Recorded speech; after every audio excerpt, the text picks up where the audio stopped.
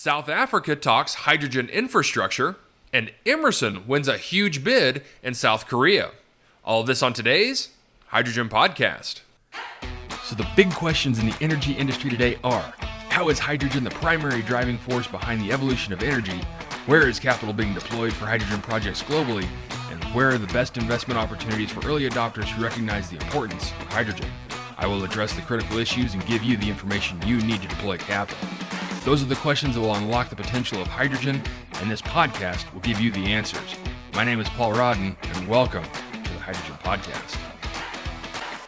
In news coming out of South Africa, 300 billion rand investment pipeline has been identified under South Africa's Green Hydrogen National Program, which has been designated as a strategic integrated project for accelerated development under the country's Infrastructure Development Act. This in an article from Terence Creamer in Mining Weekly.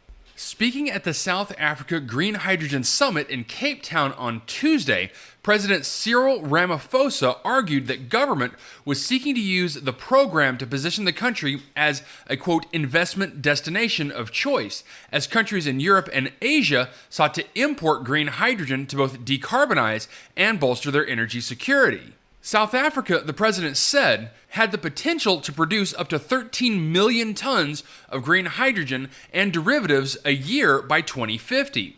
To do so would require between 140 gigawatts and 300 gigawatts of renewable energy, which would represent a massive scale-up in a context where South Africa had procured only about 7 gigawatts of wind and solar since 2011. South Africa's existing renewables generators are currently insufficient even to cover the electricity supply gaps left by Eskom's failing coal fleet, which has resulted in the country entering into its most extensive period of load shedding since power cuts were first introduced more than a decade ago.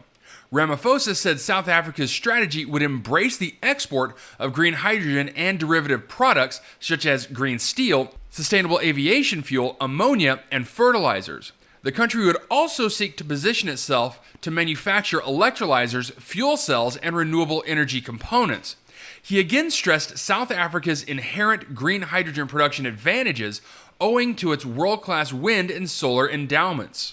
These advantages were amplified, moreover, by the fact that companies such as Sasol and Petro SA had expertise in using hydrogen in the production of synthetic fuels and chemicals, with South Africa already producing 2.4 million tons of gray hydrogen yearly for domestic consumption.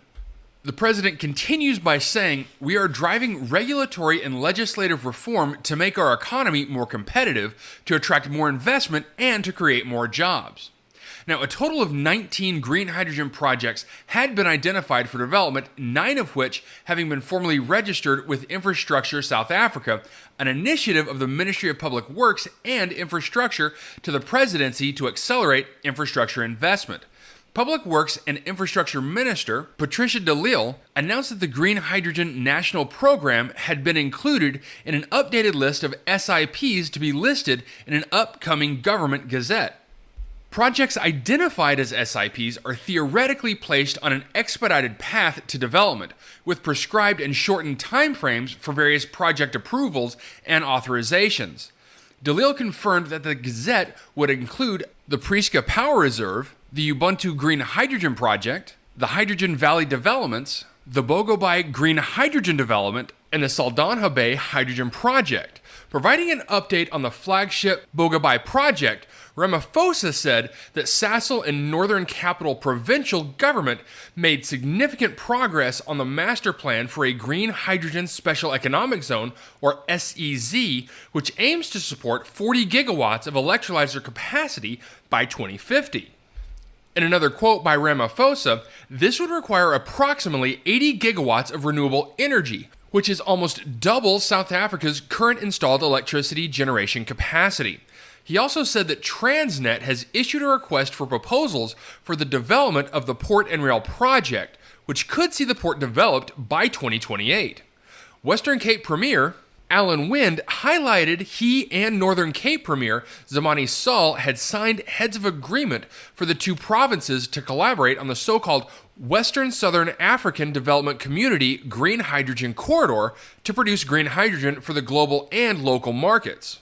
Under the agreement, the provinces, which both have green hydrogen strategies, will seek to kickstart projects such as green iron ore smelting at the mothballed ArcelorMittal South Africa facility in Saldanha Bay and the Bogobai SEZ. Wind also flagged the potential for cooperation with neighboring Namibia, which was moving ahead with plans for an $11 billion, 350,000 ton per year green hydrogen project.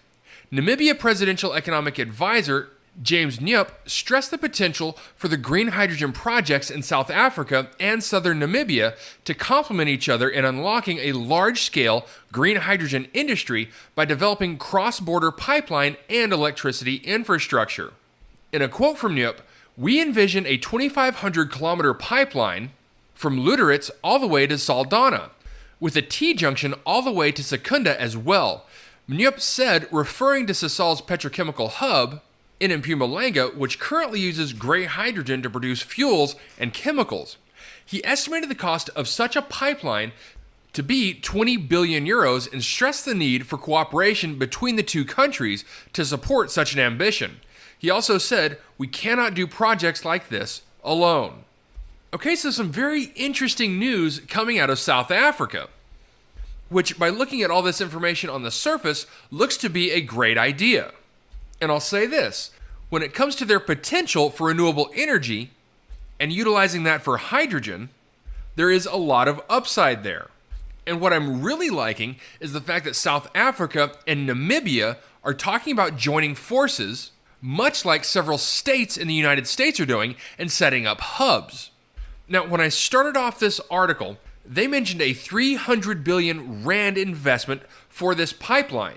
And that equates to just over $17 billion. And that's a lot of money for any country trying to invest in hydrogen.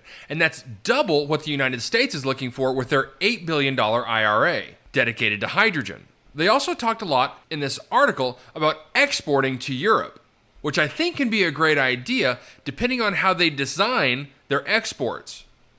And in this case, I would only imagine that they're really looking mostly at green ammonia for their export. But in the meantime, I'm looking forward to seeing how these hubs develop, and if Namibia and South Africa really use this as an opportunity to become energy independent. Next, in a press release on December 1st, Emerson chosen as automation partner for world's largest hydrogen refueling station for commercial vehicles.